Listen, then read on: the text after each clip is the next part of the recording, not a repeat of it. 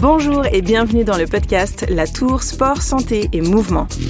Dans cette série, nous faisons la promotion d'un style de vie sain autour de l'activité sportive et du mouvement.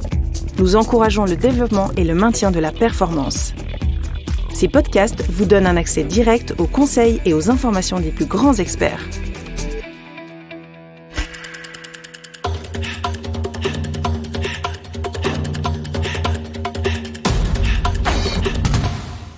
Je suis Sarah Carello et aujourd'hui, nous parlons de voile et de Jeux Olympiques avec Philippe Marchand, préparateur physique et physiothérapeute de l'équipe suisse de voile olympique.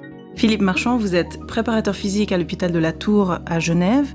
Vous êtes passionné de sport et toujours à la recherche de nouvelles expériences dans ce domaine. Alors évidemment, l'objectif phare de cette année 2021 pour la Swiss Sailing Team, comme on l'appelle, c'est les Jeux Olympiques de Tokyo.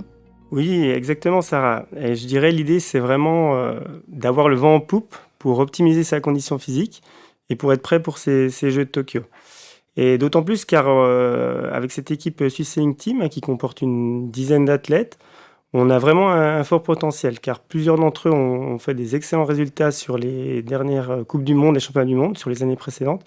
Donc on a potentiellement des médaillables pour cette équipe. C'est l'objectif de cette année, rapporter une médaille ? Oui, c'est un gros objectif. Après, l'année est quand même particulière. Ce sont des JO qui ont été déplacés. Donc, on va dire on a bénéficié d'une année supplémentaire pour pouvoir mieux se préparer. Mais là aussi, ça a remis en question la préparation. Elle a été différente parce qu'il y avait une année complémentaire par rapport aux objectifs. Alors, la préparation physique, elle est essentielle. Dans le sport de haut niveau, il y a un cycle à respecter. C'est tous les 4 ans pour les athlètes olympiques. Là, ils ont bénéficié, comme vous dites, d'une année de plus. Et pour la voile olympique, quelles sont les spécificités de cette préparation ? Alors, il y a beaucoup de spécificités dans cette discipline, puisque tout d'abord, vous avez des types d'embarcations différentes, avec des bateaux plus ou moins grands. Ça peut aller de donc le 4,70 m jusqu'à la planche à voile. Il y a aussi des planches à voile dans cette discipline olympique. Ensuite, vous avez des équipages différents. Il y a certains bateaux où on est seul à l'intérieur, d'autres on est à deux. Donc ça, c'est déjà des grosses spécificités, parce que les rôles ne seront pas les mêmes, donc la condition physique ne sera pas la même. L'exigence du bateau entraînera une condition physique également différente. La seconde spécificité, je dirais, c'est une spécificité liée à la météo, parce que les conditions météo impactent directement la répercussion physiologique, physique. Donc des fois, quand vous avez des grands vents ou des grosses houles ou beaucoup de courant, les exigences physiques seront vraiment différentes. À l'inverse, si vous avez peu de vent, il faudra quand même être capable de bouger votre bateau, donc ça peut aussi générer de la dépense énergétique. Et en dernier lieu, je dirais, c'est la typologie de la compétition, parce qu'on est sur des compétitions qui vont durer une semaine. Les régates, c'est on va dire, lundi au dimanche. Première phase, vous avez la mise en route sur les régates. Et puis ensuite, durant le week-end, vous avez les phases finales. Donc il faut être bon tous les jours. Et puis vous avez plusieurs régates par jour. Donc il faut vraiment être constant dans votre semaine pour pouvoir atteindre l'objectif. Alors quelles qualités, justement, spécifiques à ces disciplines de la voile, quelles qualités physiques sont importantes ? Alors, la voile, c'est vraiment un sport très complet. On va dire pratiquement toutes les qualités physiques vont se retrouver dans la voile. Tout d'abord, la force et la puissance pour être capable de manœuvrer les différents cordages, les voiles, les différents outils qu'on a à l'intérieur du bateau.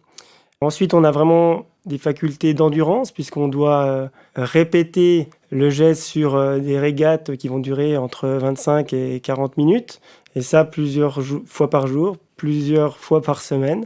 Donc vraiment des capacités d'endurance. Et puis en dernier lieu, je dirais, il y a vraiment la qualité physique, un peu souplesse, coordination, gainage, parce qu'on a des positionnements qui sont un peu particuliers dans les bateaux, ou par exemple sur une planche à voile, vous imaginez, il faut avoir de l'équilibre ou des choses comme ça.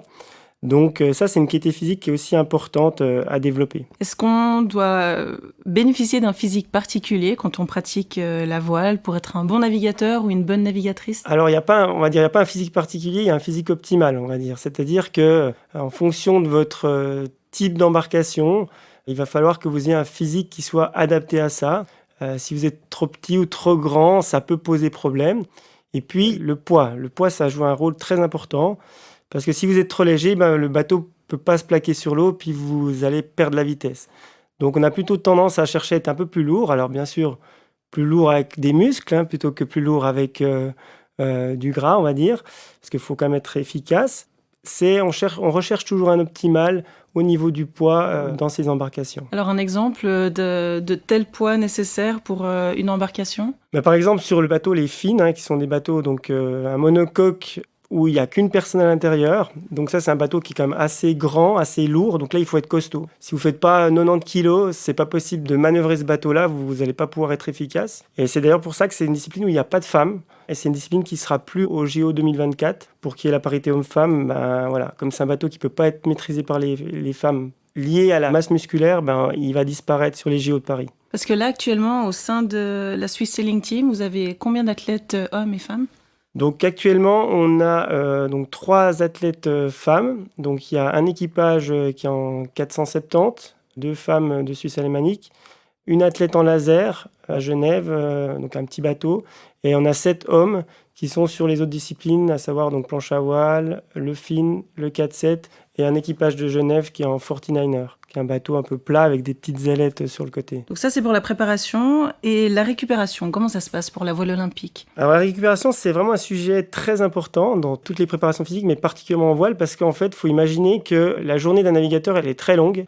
Donc on va commencer, on va partir sur le site de la marina, on va préparer le bateau, déplacer le bateau, préparer les mâts, les voiles. Ensuite, on se rend sur le site de la régate, qui n'est pas juste à côté de la marina. Il y a des fois 20-30 minutes pour y aller.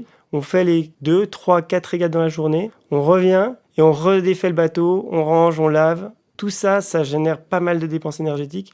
Et la récupération, c'est essentiel. Donc le soir, il faut bien se reposer. Entre les manches de régate, il faut essayer de bien récupérer. Et puis, il y a aussi les conditions météorologiques qui peuvent encore plus impacter tout ça. Alors justement, vous parlez de tout l'à côté en fait, qu'il y a dans ce sport qui est très conséquent et qui est fait par les athlètes. Donc le matériel, par exemple, c'est combien de kilos qu'ils doivent porter ? Ça va dépendre des bateaux, bien sûr, mais on va dire que ça va aussi entre 100 et 150 kilos en bateau. Alors bien sûr, il y a des moyens auxiliaires pour aider à déplacer les bateaux. On n'est pas toujours à la force des bras. Donc on amène les bateaux à l'eau avec des petits chariots, on va dire. Pareil pour les sortir de l'eau. Par contre, il faut aussi imaginer quand ils arrivent sur le site de compétition, ce ne sont pas des athlètes professionnels. Donc les bateaux arrivent soit par container, soit par des grosses remorques. Et donc là, c'est eux qui font le déchargement. Donc ils portent les bateaux, ils les descendent, ils les déplacent. Donc ça, faut bien être conscient que ça peut aussi entraîner une dépense énergétique en début de compétition, puis à la fin, parce qu'il faut aussi ranger le matériel tout à la fin pour qu'ils repartent dans une autre destination. Si je résume en quelques points, la voile est un sport complet, il faut une bonne capacité d'endurance, pas n'importe quel physique ni poids. Il y a aussi un gros travail logistique derrière et la récupération est très importante. Philippe Marchand, merci beaucoup pour ces explications. Merci à vous.